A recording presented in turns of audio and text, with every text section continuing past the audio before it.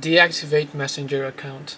Hey everyone, welcome back to our channel. In this video we are going to learn how we can deactivate Messenger account, so make sure to watch the video till the end.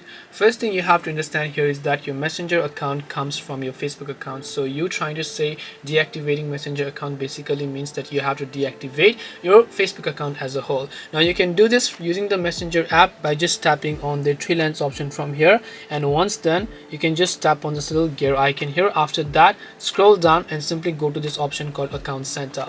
Once you go to this option here known as Account Center, you want to simply go to this option called Personal Details, then go to Account Ownership and Control, then go to Deactivation or Deletion. After that, you want to select your Facebook account from here, then just make sure to select Deactivate, which will already get selected by default, and then you can tap the Continue option there in order to deactivate your Messenger account.